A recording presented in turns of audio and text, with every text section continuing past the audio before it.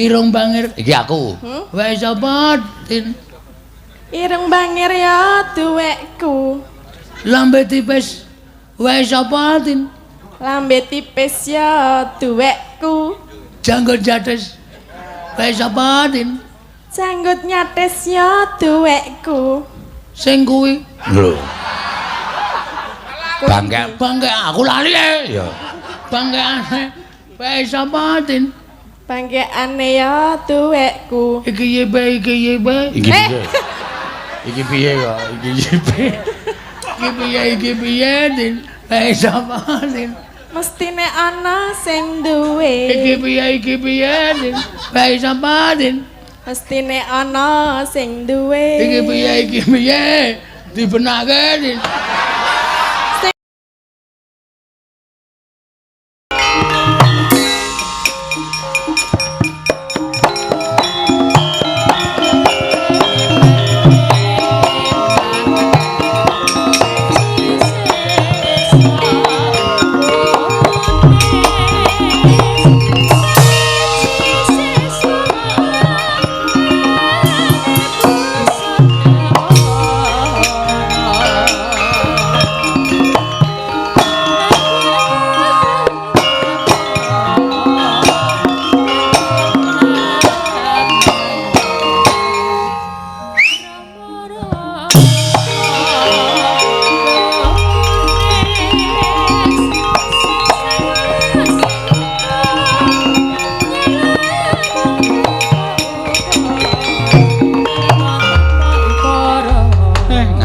Sawetara ora kaya-kaya bar limbukan mau jan iramane kaya nek lakon Karna tanding seseke ora jamak-jamak ning mboten napa-napa ora apa-apa kanca-kanca sesuk tak paringi libur 1 malam libur ki nggo ngaso ora malah golek kesel nang omah kudune iki ngaso malah nggih matur sembah nuwun meh menika wonten malih ingkang atur nawala dhateng kula paring nawala dhateng kula matur sembah nuwun tanpa pepindhan utaminipun dhateng para bapak-bapak pinisepuh mitra kawruh sedaya para panitia ingkang dalu menika ngaturaken bersih desa utawi merti desa utawi sedekah bumi mapan wonten ing Srondol Wetan Banyumanik utaminipun Bapak Darmono ingkang sampun kepareng nimbali malih dhateng kula sampun wiwit kaun 2007 katimbalan sowan wonten ing Banyumanik dumugi sak menika dereng wonten kabaripun iwadene lumantar Mas Budi Ndablek utawi Ki Budi Ndablek paring dawuh kalian kula sak rombongan matur sembah nuwun tasih kepareng nyambut pasderekan nyambung memitran kula sak rombongan kaliyan pun Pak Darmono lan para kadang pinisepuh mitra kawruh kula ing sami lenggah wonten ing Srondol Wetan Banyumanik. Kados atul kula ing ngajeng sampun ngantos kendho monggo sami semangat ngleluri dhateng kabudayan kula lan panjenengan ingkang wujudipun bersih desa menika. Mergi menika bab ingkang wigatos bab ingkang penting. Krana sarana ngaten menika kula lan panjenengan ngaturaken syukur ngersanipun Gusti.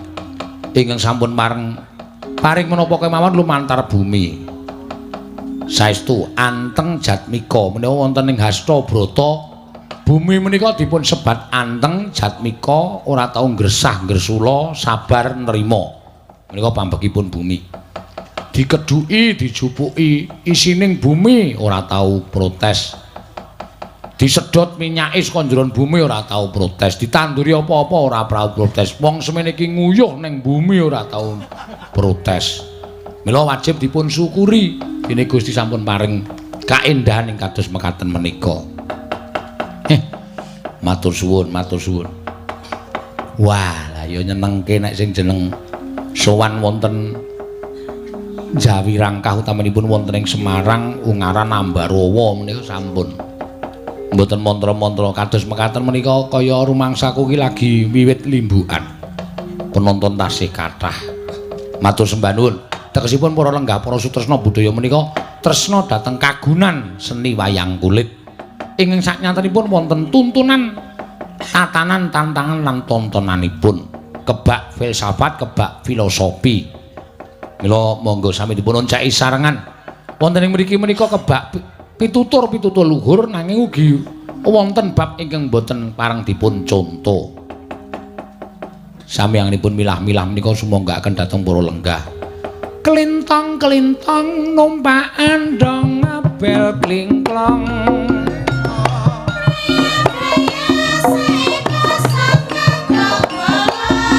Bolong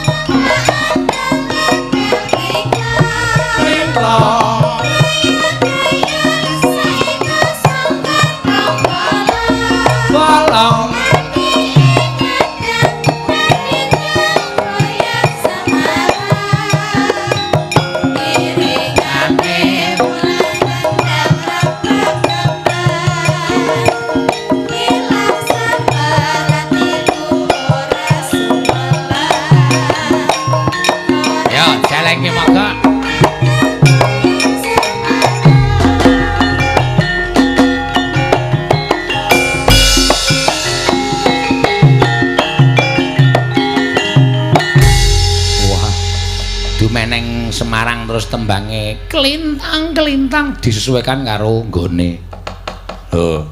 Nek upama dhewe sowan ning Ngayogyakarta ya gudeg yojo soklat abang ijo putih putih aren nganggo iwak pitik tahu tempe endhog mesti lho ana tembange dhewe-dhewe reng. Nah awake dhewe sowan ning Semarang ya klintong-klintong numpak andang apa Simpang Limaria lapangan Pancasila Semarang ngumandang pranyata serbaguna oh akeh banget Yojaya akeh ya kejaba gudeg Yojaya wingi dolan endi Mas nang Gembira lho kok oh iya termasuk punjer-punjering kota Yojo heeh nek ning Magelang gong gethuk asale saka tela mata ngantuk awike tablek gethuk ora apal lagune kok senengane tapi kan mencontohkan khas daerahnya sendiri-sendiri heeh Magelang nek terus neng Mundilan belum keng tak tonyo mudar kowe wong senengane omongane sing Celebung lho Mundilane apa ya ah ora ngerti nek Yojo ya gudeg Yojo nek Wonosari ya kuwi Tiwul Gunung Kidul lho kae to nek Bantul ya geplak nek Kulon Progo geblek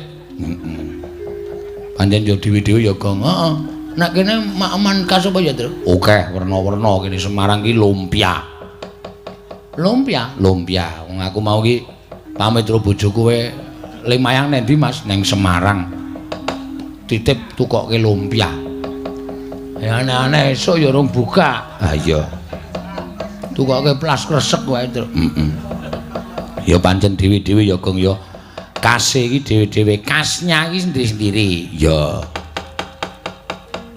ane kok mau lumpia kok dikai rambutan ngene Pak Darmono lumpiane lho ngono ya rambutan sik rambutan ki mergo buahe neng rambute iki rambutan nek buahe ana rine iki dadi durian oh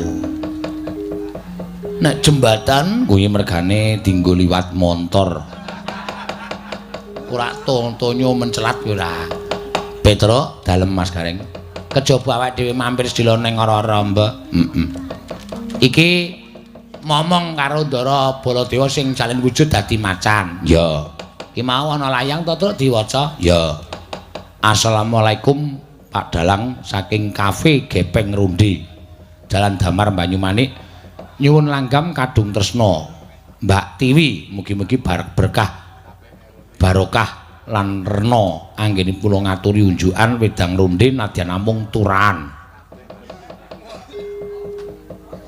Aku arep entuk ya urung. Ra masalah turahan wis. Ya, aku soalé kulino turahan kok.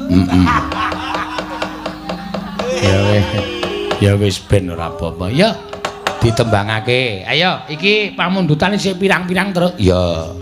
Saka Gunung Kidul Handayani wis diaturake. Iki weke sapa sing nyekar Mbak Tatin? Ya.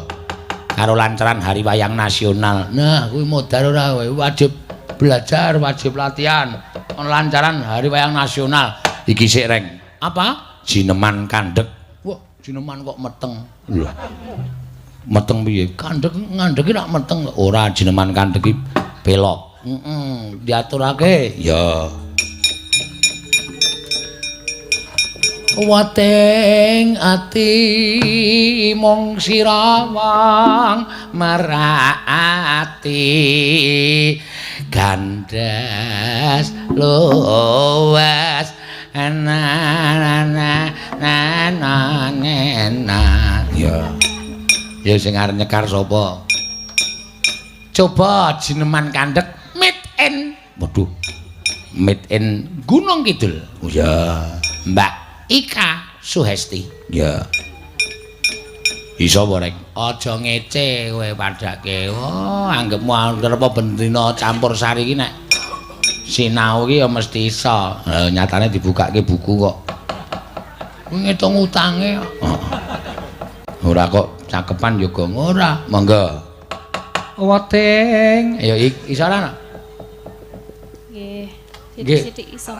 Ora kok nganu, ora kok aja gawe deg-degan aku kok ya. Iki pentas nang kene dibayar kok. Iso ora nok nggih sithik-sithik. Ah tenan-tenan sing nanggap ora saged ngono sing nganu to, tuwajo. Saged? Dredeg napa, Pak? Hah? Kok jenengan sing dredeg? Ah ya aku sing dredeg nek kowe kleru sing disenani aku ora Pak Darmono ora. Pripun sindane jenengan kandhek kok ora lancar iki pripun? Iki bali 50. Lah. Cilaka ta? Mula ora sembrono iki dadi aja dienggo mainan. Iya. Mangga bayar uang nggo mainan. Mangga ya. Wateng ati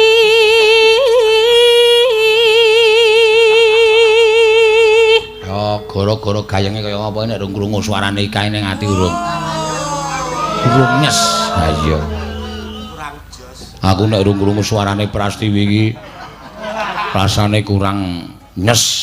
Aku nek urung krungu suarane wong ngliwet iki rasane kaya kurang. Kaya ana tanda pertanyaan ning pikiranku. Ya. Mong sira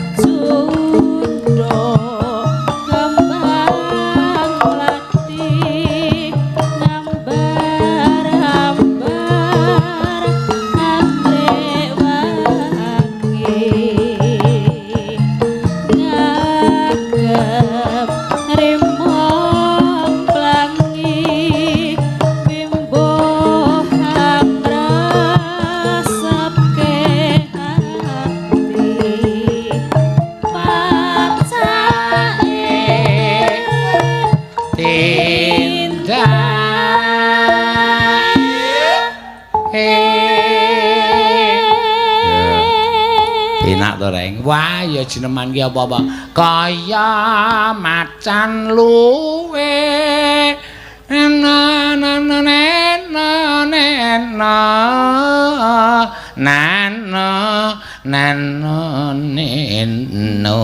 wah garing ya apal cakepane sing ora apal aku tuh nek nadane apal ya kaya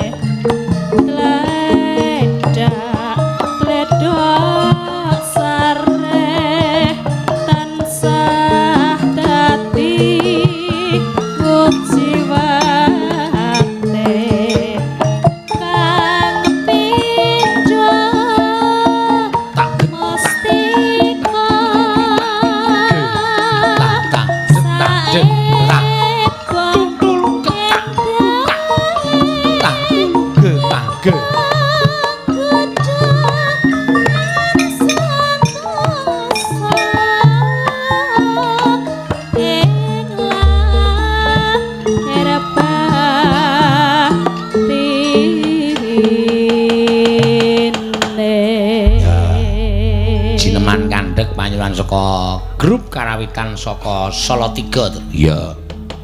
Pokoke didimdil wae yo. Didumdil ora didimdul. Heeh. Didumdil. Ayo didum sing adil. Ayo. Sapa sing kepareng gurung nyekar ki mau?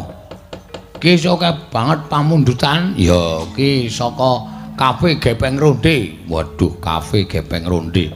Saiki apa-apa ki nang ndi kafe ya, Tru? Ya, saiki wong ki lagi do mendem kopi. Heeh. Titik-titik ngopi, titik-titik ngopi. Heeh. Ayo. Diaturake iki engko, Keri. Ya. Sing kepareng nyekar apa meneh? Tin iki pamundutan nggo kowe, Tin. Oh iya. Iki weke sapa? Oh iya, saka Pak Daryono saking Sembungharjo, Semarang bawah. Yo. Jumeneng. Iki weke sapa? Hahe. Tampa 500 hahe. Wah, anggere dikon kok. Hahe. Lotot sisa. Iki catetan ya, Pak. Ya ora apa-apa. Wah, jan wis ya, wis. Wong yen manut aku wis sing dalang ora tau nembang kowe apal kok. Nggih, mengki sing Wong yen lagi kandreng ra peduli mledhos sing gunung, wong yen lagi naksir ra peduli yen perang nuklir. Nadyan ra duwe dhuwit direwangi kridat-kridit. Jarene wis jodoh apa-apa duweke wong loro. Wong yen lagi kepikat ra peduli dina kiamat. Wong yen lagi nyenengi ra peduli yen lagi inflasi. Nadyan ra duwe direwangi kridat-kridit. Jarene wis jodoh apa-apa duwe wong loro. Iki sapa iki saudarane? Wae sapa sih? Ngertine ana sing duwe iki piye sih? Wae sapa sih? Ngerti ana sing duwe iki piye? Wae sapa? Ngerti ana sing duwe iki wae sapa? Ngerti ana sing duwe. wis bubar rampung. Ha iso. Ya wis usah dinyanyekke. Sinden kok mung iki wae sapa kok Lah wedi nek kualak-kuale. Ah, ra iso coba. Ra iki tak tes ayo nek wedi kuwi. Wong yen ayo ra sanggo gamelan. Wong yen Ngadeg nang ngarep kono. Ih, ngadeg terus lho. Ra apa-apa aku ngadeg terus malah seneng.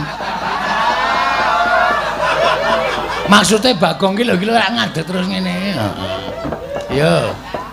Ora iso ngerti. Kok nek kleru ora entuk meneh. Yo, coba tak tes engko gek nganggo gamelan. Ya. Ora sembrono. Wong yen lagi gandrung ora cengengesan. Alah apa-apa ora entuk lho galake tenanan. Ben aku lah iki dina apa iki? Mbah. Rebo ta? Heeh. Laire dina Kamis. Endi? Endi dengkulmu mlocot kuwi? Ayo. Wong yen ayo. Rasa nganggo coba tak tes kowe.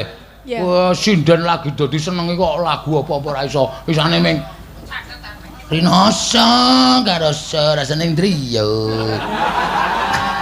Apa to? Ya ben. Ayo, Dang. Wong yen lagi gandrung. Nah, terus. Ora peduli mledhos sing gunung. Ayo, catetane deleke. Ora. Agah. Engko ndak ngelirik ora. Kowe iki tak ajari pinter kok ngayal to. Kok nek lali piye aja dijawab. Ora, wis aku ora. Ora dineding ya. Oke, wis direke. Ya. Ajar ngapalke kok nganggo catetan. Pak Ika nganggo catetan entuk lho, aku ora entuk. Ora beda kowe karo Ika. Lah apa? Bedane apa? Senengane ra gawe masalah ta kowe ora. Bedane apa? Saya tak bahas iki. Ora ana bedane, Ika rak jineman kandhek. Heeh. Jineman kandhek ki ora saben sinden iso. Kuwi perlu pelatihan sing tenanan. Lah iki ora saben cinden iso lho. Aku wis jaman lekak ra enake. Lah aku urung lahir lho model iki. Piye? Urung lahir. Lahirmu iki taun pira? Tahun dal. Ayo deleke catetane. Wong yen lagi kandre, ayo nyanten pinter tenan. Ya. Kandhane ora iso lali kok. Wong yen, ayo. Wong yen lagi gandrung. Terus Ora peduli. Ora peduli apa ora peduli? ra peduli. Ora peduli mledhos sing gunung. Nah, terus Wong yen lagi naksir. heeh. Ora peduli perange nuklir. Apa-apa, Nadyan ra duwe dhuwit. Direwangi kredit-kredit. bener. Jarene wis jodoh. Apa-apa duweke wong loro. Loro. Wong yen lagi kepikat Lah kuwi lali kena ki. Ora peduli dina kiamat. Nah, terus wong yen kok dadi kowe kok akon aku. Wong yen lagi Nyenengi. Oh nyenengi. Ora sida inflasi apa mau? Nyenengi wong yen lagi nyenengi. Nah, terus ora peduli. Lagi inflasi. Inflasi ki apa to? Lagi bokek. Apa? Direwangi. Tretek. Ah. Jarene wis jodoh. Apa-apa duweke wong loro. Irung bangir iki aku. Wis apa tin? Irung bangir ya duwekku. Lambe tipis. Wis apa tin? Lambe tipis ya duwekku. Janggut jates. Wis apa tin? Janggut nyates ya duwekku. Sing kuwi. Lho. Bangke aku lali ya. Bangkeane wis apa tin? Bangkeane ya duwekku. Iki yebe. Iki piye kok? Iki piye tin? Wis apa tin? Mestine ana sing duwe. Iki piye tin? Wis apa tin? Mestine ana sing duwe. Iki piye? Dibenake tin. Sing dipenakke ya apane? Iki lho tin. Dilek ana. Bagong ya. Wis saiki asli apal. Yo, mengkari. Ora iso. Pembalunge yo. Dung dung jeng brung. Dung dung.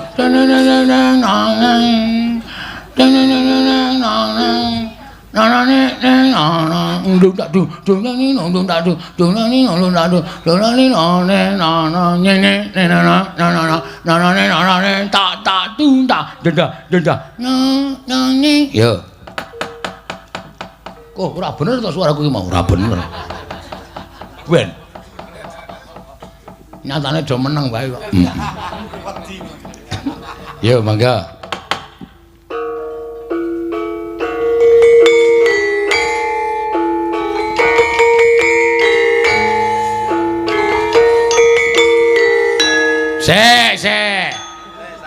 Se. Lho ora meng aku to sing lah. Aduh.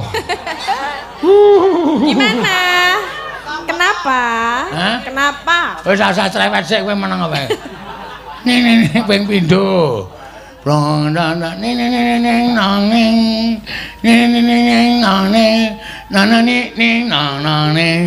Ning nang.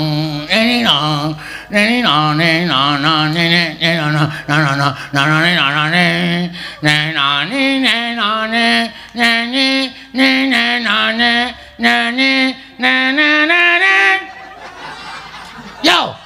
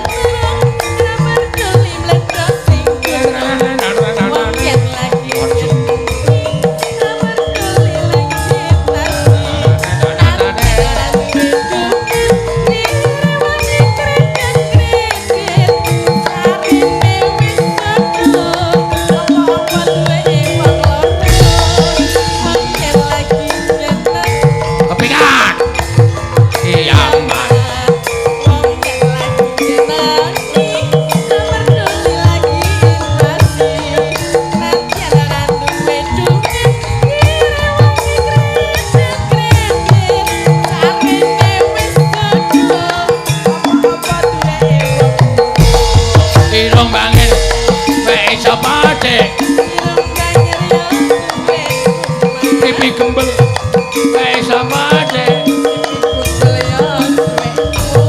geger menrung kae samane Lenong dee ayu kae samane embo kae samane sine ana sing duwe kae samane awas wae lho sine ana sing duwe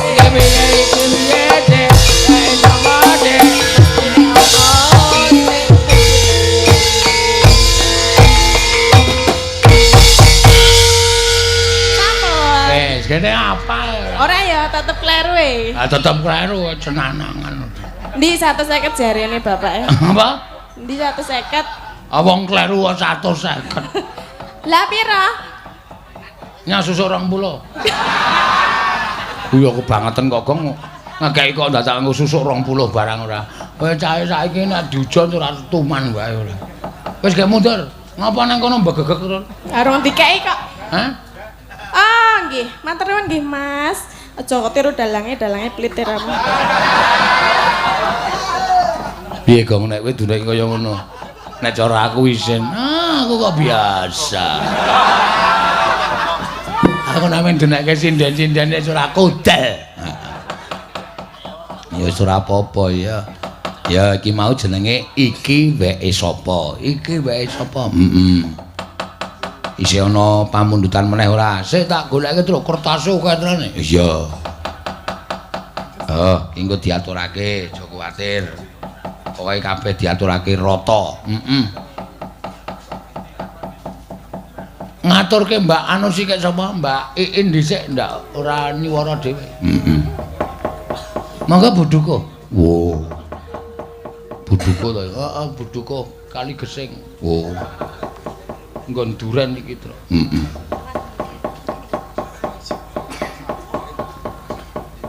Nggih. Lah nuwun. Wah. Nggih, rak kaya cara kuno kae to. Nuwun. Ajeng nyebrak. Ajeng nyebrak ora. Nggih, Mbak Iin. Asmae lengkap jane sampean pinten to, Mbak? Kula Nggih. lengkape dawa banget. Wo, sinten? Mbok dicendhekke. Sing cendak mawon. Nggih. Iin ngeten ning biasane disebut Intul. Intul. Nggih. Wo. Intul Daratista. Bainul. Ajeng nyekar napa Mbak Iin? Ya. Wau panyuwunan wonten Napa? Liwong gitu. Nggih, Liwong wonten. Oh iya. Ardijen, Mas Bian. Ampun ijen lah. Ora, dhewe wae. Nembung-nembung dhewe kok ngejak kanca. Ora konsekuen ngono. Nek dhewe kula tak ngimpi mawon to. Apa? Ngimpi. Anggih sampean niku ngimpi Liwong. Oh iya. Wis ora kena disuwawa, pokoke aku nek muni Liwong ya Liwong ora kena pindah. Ngimpi apa? Heeh. Yaene kok ngimpi. Nggih nek yah ngeten iki jam pinten iki?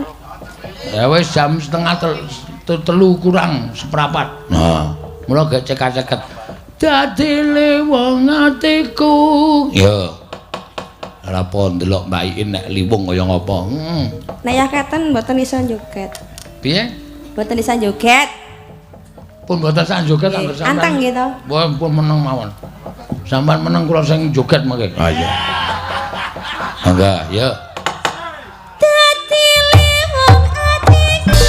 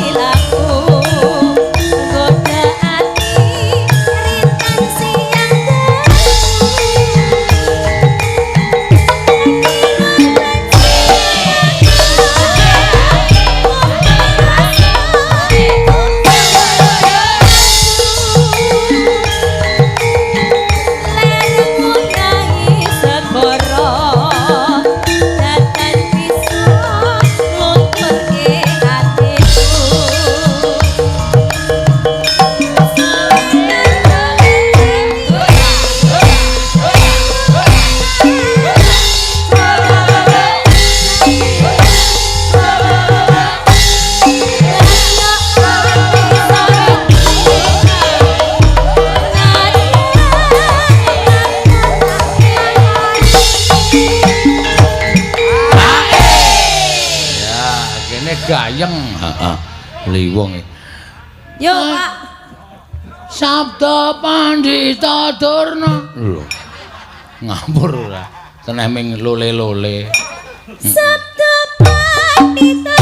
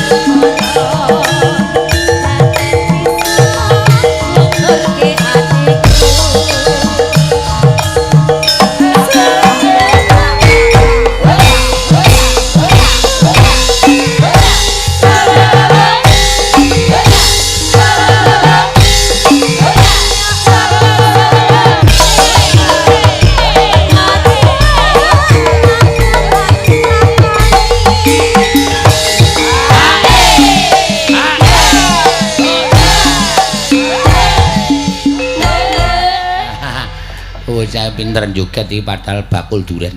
Ya wis. Ora apa-apa. Wah, wis jan. Sesuk nek kono wis usum kali gesing kuwi. Ampun kuwatir, nginjang kula paringi. Caosi. Basa Jawa ki isih do kuwalik-walik. Nggih to. Nek karo sing tuwa kuwi dicaosi.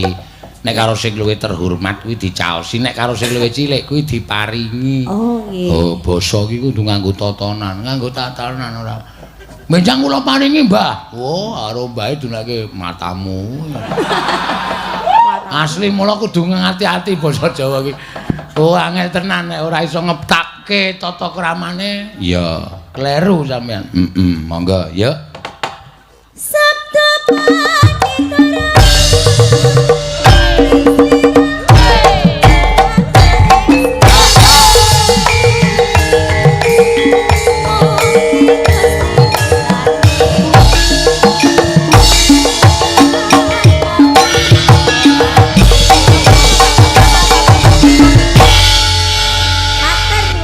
Mbak Ga, wonten DT 150 niku mantang.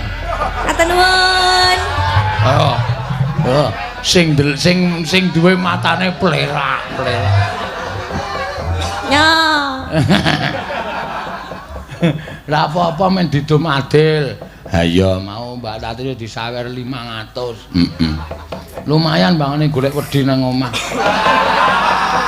Iya wis ben ora apa-apa. Ki sing ana siji ya saka kafe Gepeng Ronde Jalan Damar Banyumanik. Nyuwun langgam kadung tresna sing nyekar Mbak Tiwi mugi-mugi barokah. Lan rena anggen kula ngaturi unjukan wedang ronde nadyan namung turahan. Ya wi. Ki pamunutan kowe iki layange nyoh tampani sisan. Lung tak jukuk isine. Ya.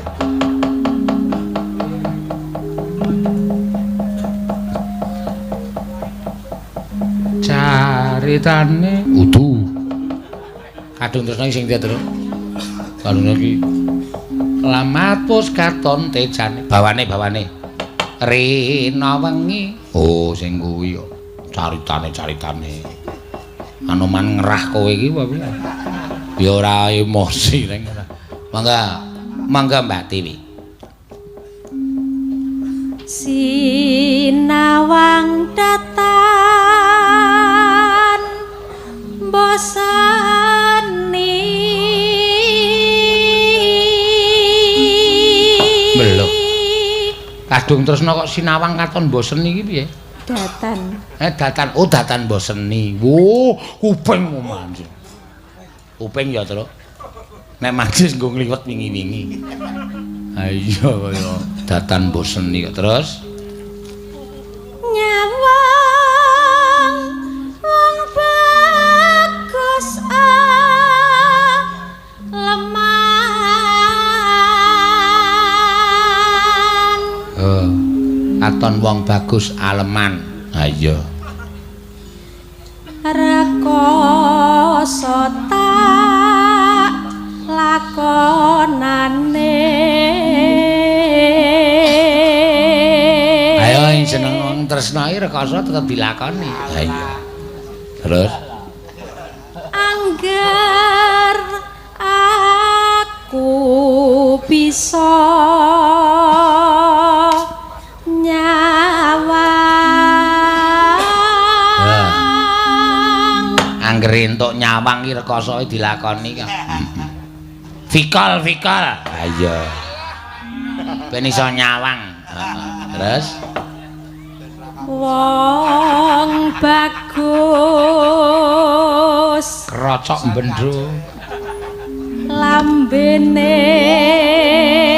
abang.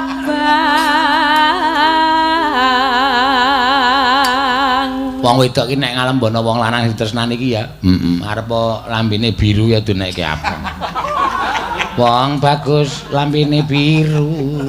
Ya ana sing ireng barang. Terus Mati aku wis purun.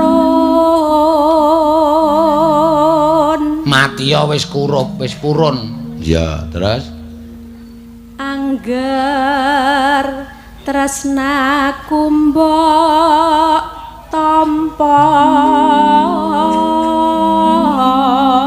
Ya, piye? Oh, ki nandhake nek tresnane wong lanang wong wedok ki luwih gedhe wong wedok mane wong lanang. Ming nyawange kok mati wis purun. Angger aku iso nyawang. Lho, apa ora? Wah, wis jero banget iki, Tru. Heeh. Ya dicebuli reng yo. Emah, ndak klelep. Ha iya. Lamat wis katon tejane yen brem ya. Lamat wis katon tejane yen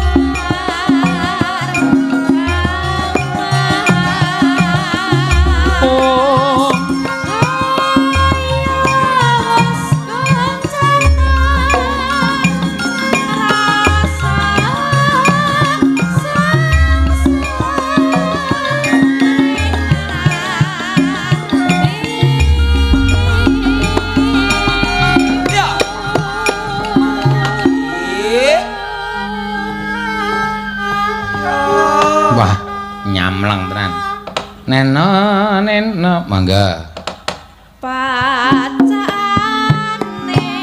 sarwa asri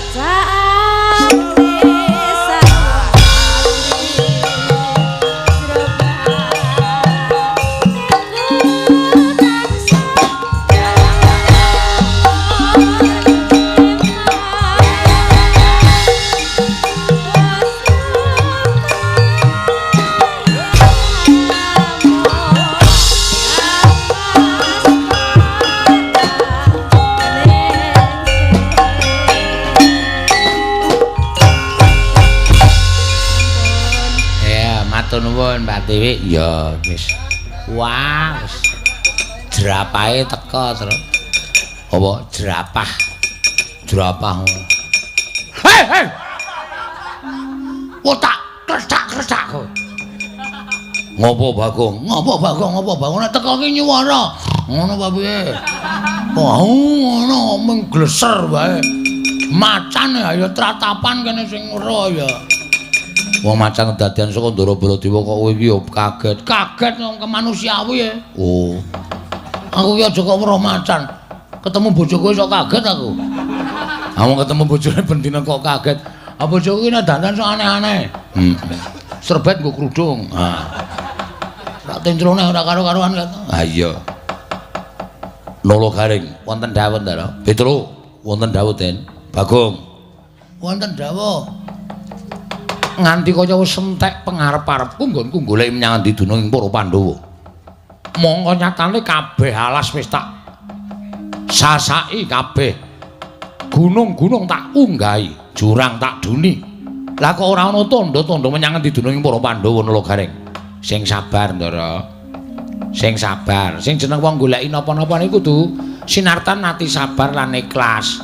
Nek sampeyan ora sabar, sampeyan ora ikhlas, wah, asengara ketemu mbok taunana windanana. Terus aku kudu piye? Nggih digoleki nek sampeyan kepengin bali kaya Ndara Baladewa wingi uni.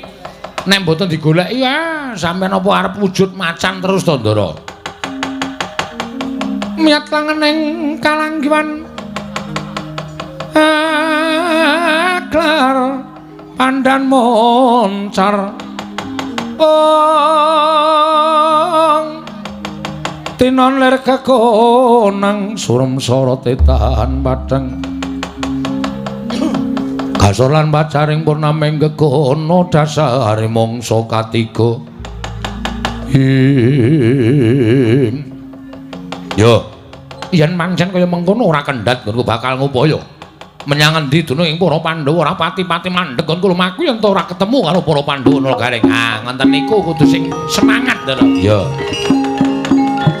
Miat langening kalanggiwan aklar mandan moncar.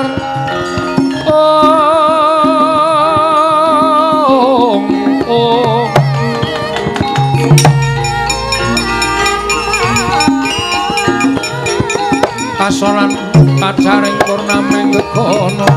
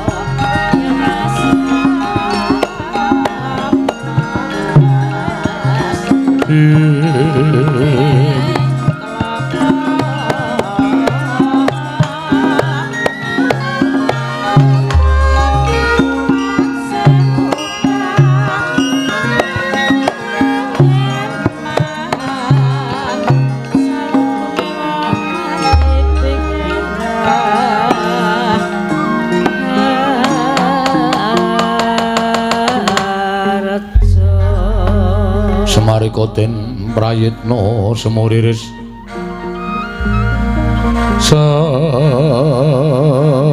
semuriris iko balik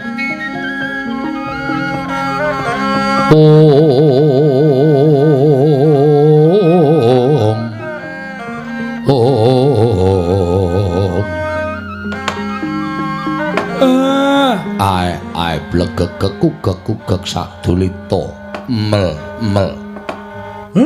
kula nyuwun pangapunten Bu Kulun kula ingkang abiyantara mangka tanpa tinimbalan ismaya padha kanthi harja saprapta kita tansah pinaringaning kawidadan niring sambi kala kula ngatur sembah bekti kula kunjuk iya Semar Ulun Tampa angkarya Bombong Tyas Ulun apa ta wigatine dene jeneng kita sowan ngabiyantara mangka tanpa tinimbalan nuwun sewu kekilapan menapa sampeyan Bu Kulun sangasih prana ingkang ngertos dhateng mobah musiking para titah kenging menapa panjenengan boten saged maos dhateng legetaning manahipun ing ngabdipun Semar ismaya wonten timbalan ya yen pancen kaya mengkono sayekti ulun mbok menangake murba masisa kelawan kahanan ati kita apa to sababe dene jeneng kita sowan ana ing ngarsa ulun sayekti mung kepengin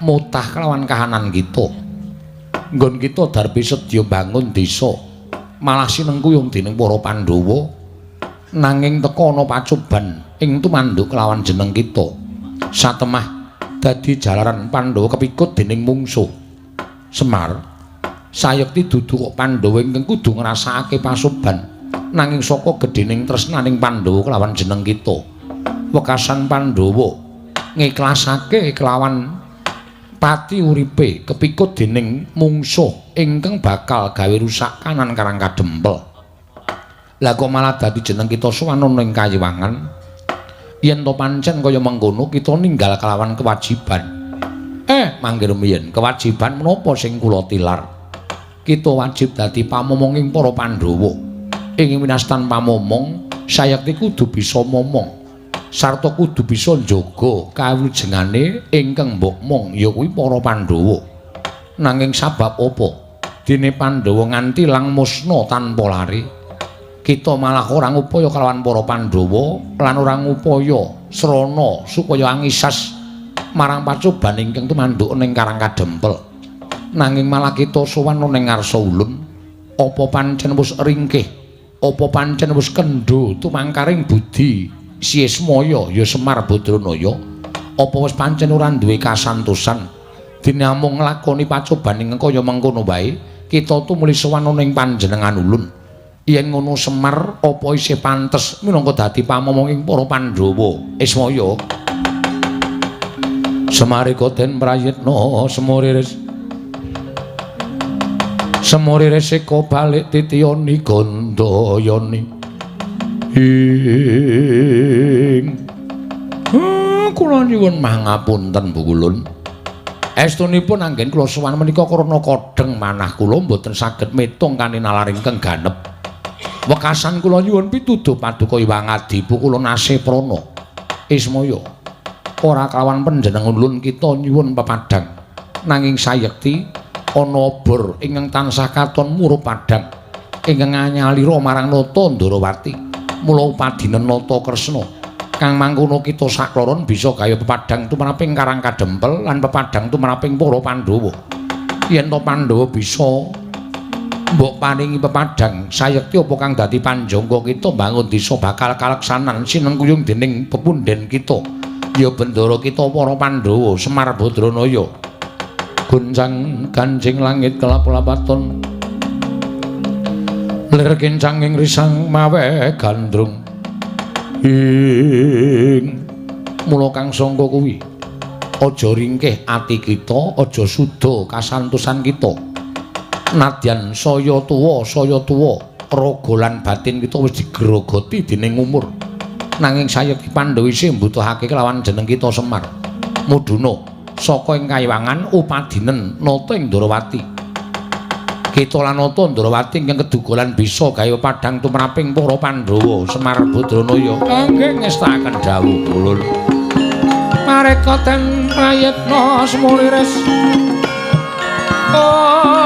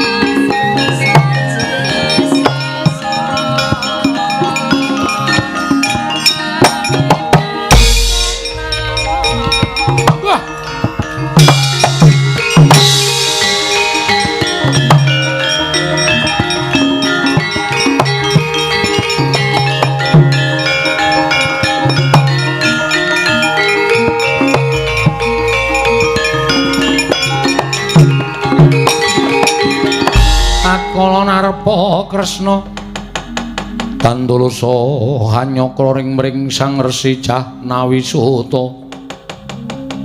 hanyakra ring Sang Resi Jahnawi Suta Kakang Semar sampeyan niku ora tanggung jawab kok sinuwun. Lah kanan karang kadempel geger walik watu kaya ngoten pengamuking Prabu Jaya Lengkara.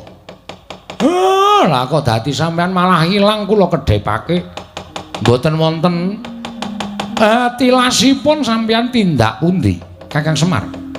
Sayekti aja nganti kabeh kepikuting mungsuh. Yen nganti aku uga kepikut kaya Prabu Mandura padine para Pandhawa manjing marang bandaning mungsuh, sayekti kang kaya mengkono ora ana ing bakal mbok kanthi supaya ana nimbang kelawan lelakon iki. Lah Kakang Semar saha tindak ngendi? Sowan Sang Asih Prana. Niat badhe wadul lelakon malah dinukaran dening Sang Hyang Padawenang. Dikira Semar wis ringkih, dikira Semar wis ora iso ngulir budi, dikira Semar wis suda kasantosan. Sabanjure piye? Awiden lelakon iku kudu dilakoni. Pacoban niku adile ming dicoba, panandang niku adile ming disandang. Nadyan dikon menapak-menapakno kula kalau sampeyan kudu tanggung jawab babakan para Pandhawa. Digoleki Kakang Semar, awih kula dherekaken Ndara.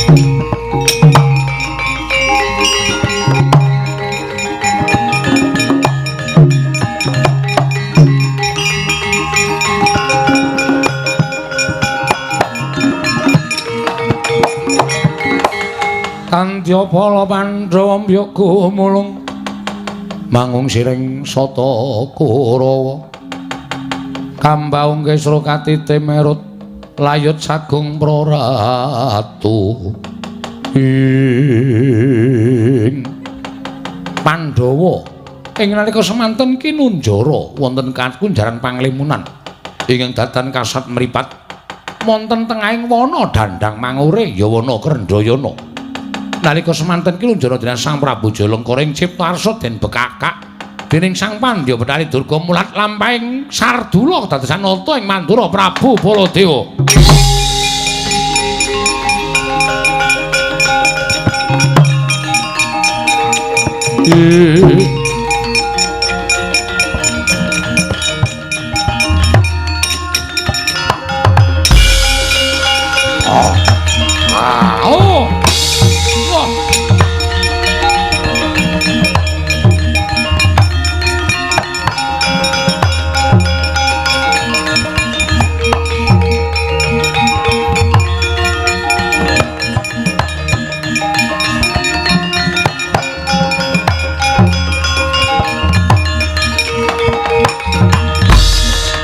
Wenos mubang wangaruna kadinetrane nganggo rapo sataning kukiloring kanigara sageter kene donganing kung lir wuwu sing pene panca nolo garing dawuh ndara Petro wonten timbalan Bagong wonten dawuh candak dina samengko wis ora bakal kesuwen guru dadi wujuding macan lenten apa ta?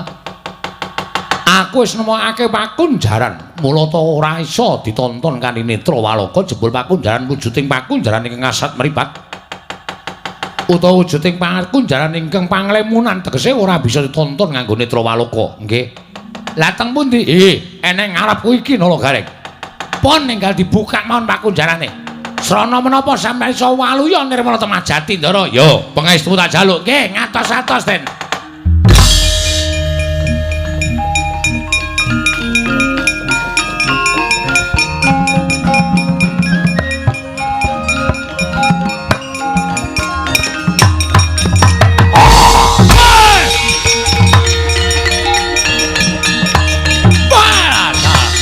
Aduh, Yai.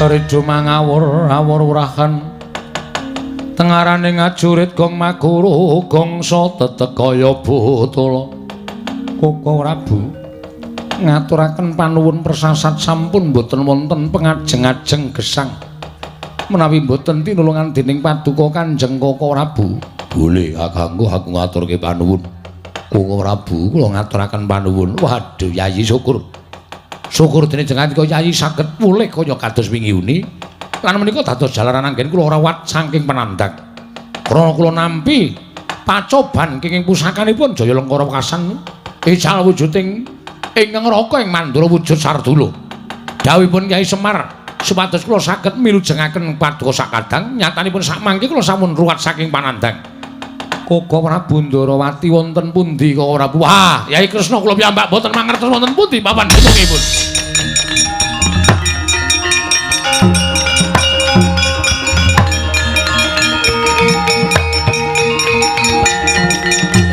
Wah.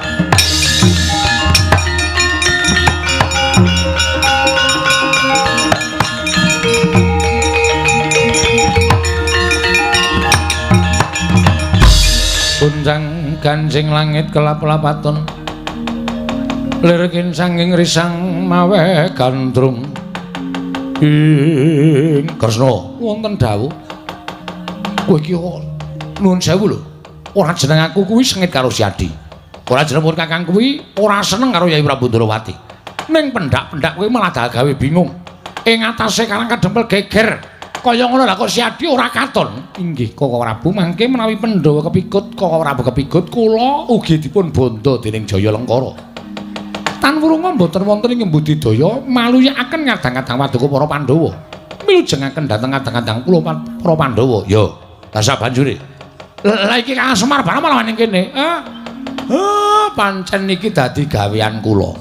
Ora kudune para Pandhawa sing kudu nanggung perkara niki. Dudu sampeyan sing tanggung jawab perkara niki.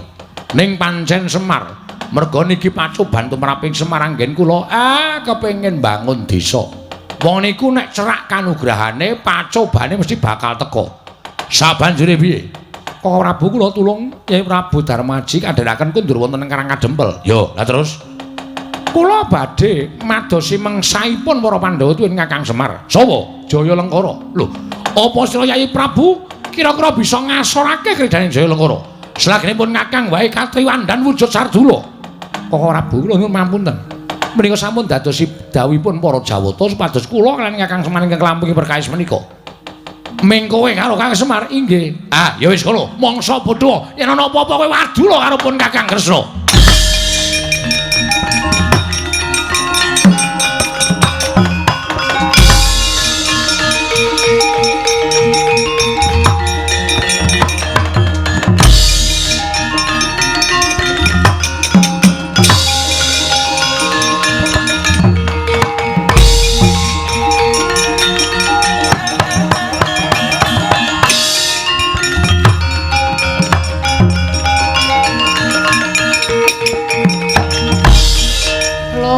desa reng lak antuk dalem lho. Rampung gara-gara kok ilang wong arep gara-gara meneh. Yen lagi banjir. Wong lagi banjir wis ayo ngetutke Ndara Kresna karo bapak wae kok. Nek liyane ra entuk melu karo aku mesti entuk melu. Yo, nek ana apa-apa dhewe sing mlayu. Ya iya.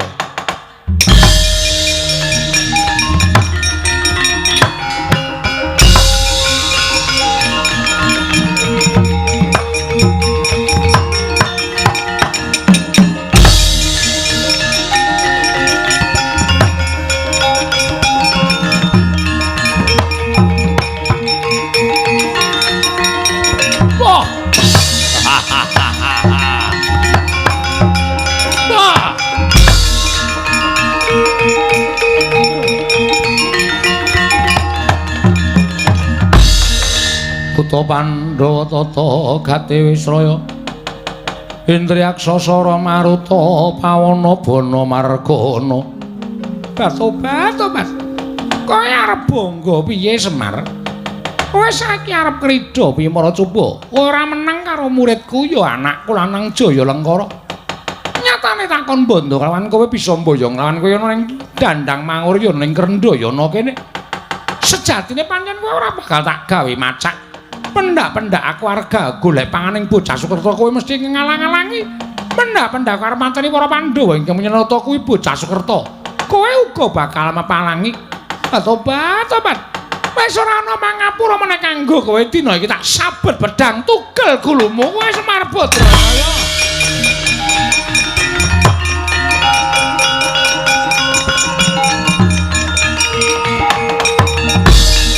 Ora sida tak sabet pedang. Nanging nak tumbak dadamu padha-padha le tekaning mati wae tobat. Pedhangipun wonten pundi Kanjeng Ibu? Keri nang omah. Kene marganing matimu.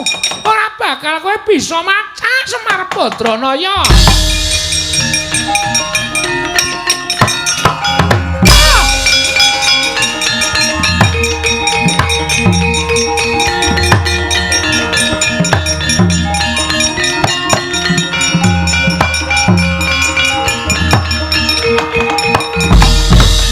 Jayalengkara wonten dawuh.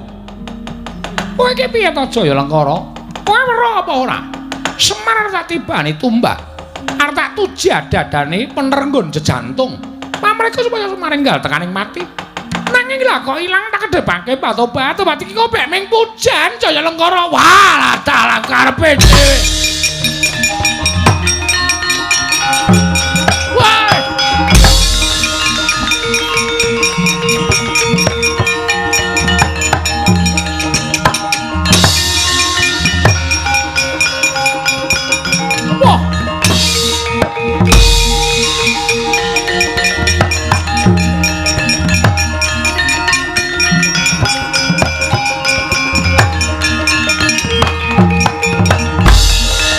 Maning jajalanat gugu karepe dhewe.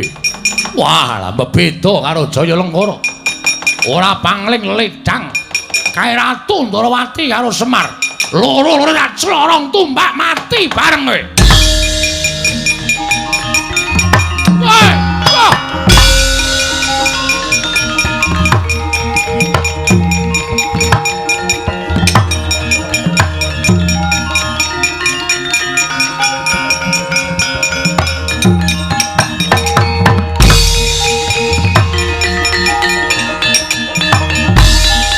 Waduh, ngeleleng. Lagi iki lho Semar iso nyekel panah bantere Rajamak. Monggo ranggo kacamata. Kowe iki nek ranggo kacamata kowe mbalesi Mbas ape cedhak mata lho. Ora kena. Ora iki ya kena. Muni ora kena. Ya ora nesu to, Pak. Iki senengane bebeda. Wis nuthuk iki wis ora. Pusaka apa, Pak? Iki pusaka sing iso nggo mbondo darah-darahmu Pandhawa sing iso nggo dadekke macan Ndara Baladewa. Minggir. Ora minggir kok. Dadekke luwing kowe. Aja. Semar iki senengane sembrono ora. Petruk Jayalengkara men mati karo pusakane dhewe. Weh.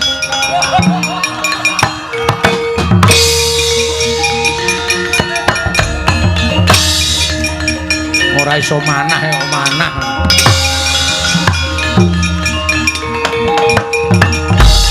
Lumarap Jemparing nalika semanter nadyan ora bener parandene kenging angganing Sang Prabu Jayalenggara. Ijal wujuding Sang Prabu Jayalenggara nenggih Sang Hyang Bathara Kala dene Jemparing datan aneh lamun wenteh nenggih Sang Hyang Pikulun Bathara Guru.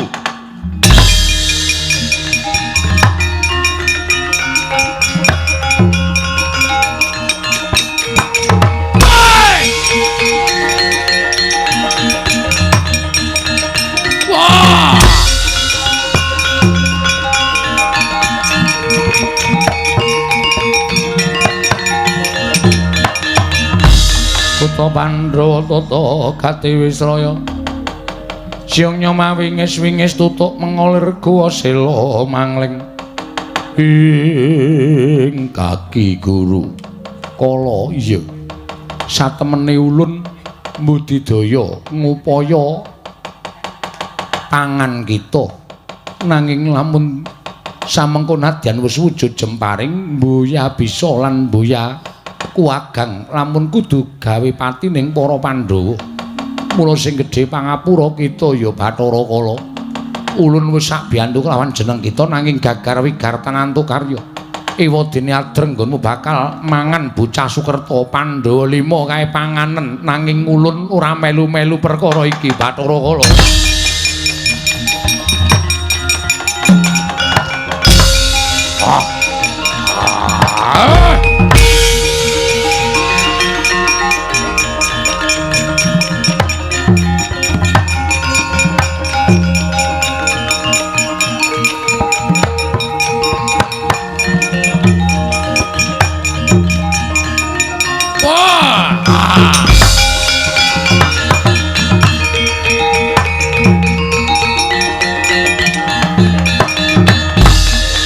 Kanggo sesumbar lindhu bumi kuncing gumaludha guntur ketur Wisnu iya Bathara Kala sing mburi kae Semar iya Bathara Kala aja mepalangi niatku wiwit diparingi pangan karo kaki guru tekan seprene durung iso mangan bocah Sukerta. Mongko cacahe pirang-pirang ewadene ana wae ingkang dadi pepalang. Mula dina iki wis dadi pepuntoning tekadku kudu kelakon mangan bocah Sukerta sing tak inceng para Pandhawa. Lho. Iya ngono ingkang mbok inceng dadi panganmu para Pandhawa. Ya, dasar para nyata. Lah apa kira-kira kowe iso nglangkahi kuwandaning Nata Ndarawati? Yen ming Kresna wae kowe titah sawantah aku dewa. Kekuatanmu ngono apa ayo yen kowe pengen bela pati karo para Pandhawa krek janggamu tugel dadi loro awakmu.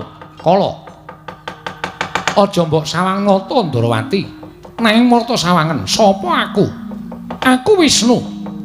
Monggo Wisnu kuwi manitis pirang-pirang ana ing jagat raya. Kowe kelingan apa ora? Nalika kowe ngoyak-oyak Pandum, tegese kowe ngoyak-oyak Durjana, ngoyak-oyak maling. Nalika semono aku mbarang wayang.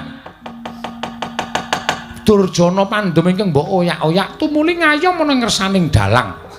Jaman semono iki disebut dalang Kandhabuana. Iya apa ora? Kelingan ora? Iki panjakku. Ya kuwi Kakang Semar Badranaya. Nalika semono kowe mlebu ning panggung tumuli kowe njaluk maling mau dadi panganmu. Nanging nalika semono kowe kalah karo Dalang Kandhabuana merga kabeh serandunge awakmu tak waca. Kabeh tuntas ora ana ingkang jijir wekasan kowe sambat tobat karo aku. Apa kowe njaluk tak obong sarana apa ing dumunungan awakmu kuwi tak waca kabeh Bathara Kala. Aduh mati aku.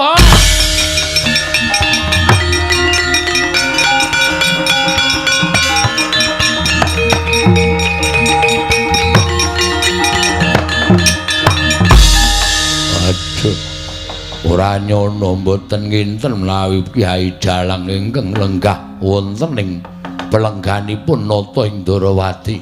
Ayo kowe arep wani kan aku apa ora? Kula tobat, kula nyuwun pamit. Sampun ngantos kula menika mangke wejah sing astanipun Kyai Dalang Balya. Kowe ganggu gawe wong Sukerta. Peranganing Pandhawa lan Sukerta liyane aja takon dosa. Mungsumu aku karo panjakku iki. Ah, kula nyuwun pamit, kula nyuwun pamit. Aja mati aku. Ah.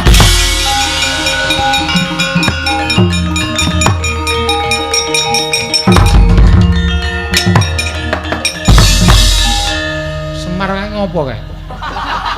Melayu nganti sarunge keri barang ora krasa. Wo lah entuk lengganane ngono kok wis.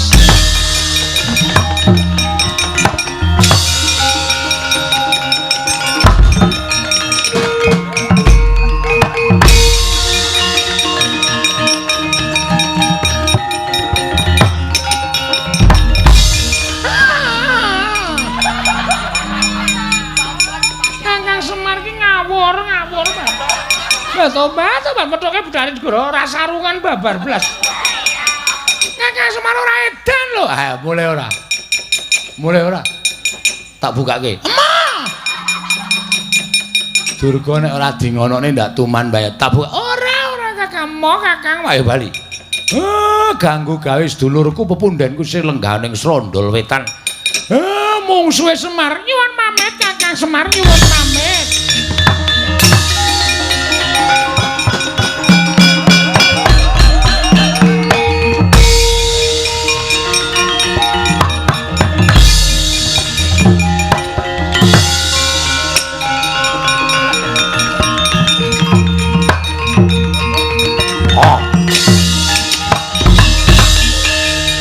Kudara ya aku balaning Prabu Jaya Lengkara sesembahmu wis mudhar arep nusul karo gerangane kaya nusula. Wah!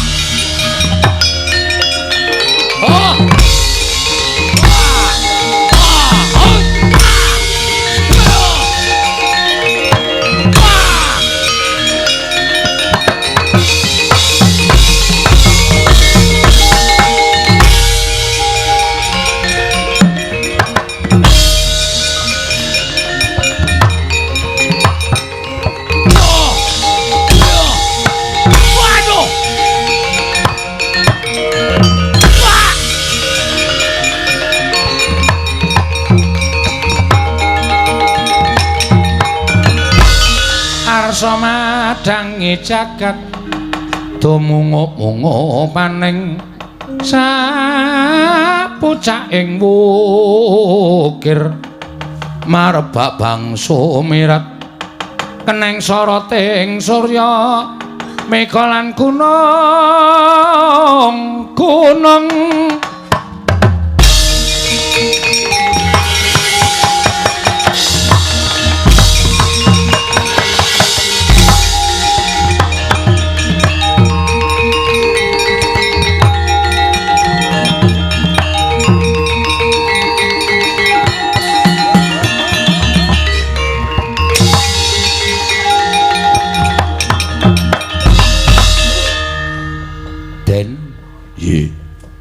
sedaya sampun paripurna pacoban sampun ical sakmenika kantun ngraosaken nugrahanipun ya dene nugraha sing kula tampa kula ajeng miwiti mbangun desa mugi-mugi Purwa Madyawusana niring sambikala Semar ya Pandhawa bakal bantu marang putri-puting Dipol nggih matur sembah nuwun ditata rampatanipun supaya sedaya manggiya wilujeng niring sambikala tentrem rukun raharja mulya ing samukawisipun Badrana iya pungkasaning cariyos dalu menika menawi wonten lepatipun kula pribadi lan minangka dados wakilipun para kanca kula nyuwun pangapunten sak kelangkung kathah menawi wonten tasih kirangipun kula nyuwun gunging samudra pangaksami jer kula namung menungsa lumrah ingkang kirang sampurna menapa-menapanipun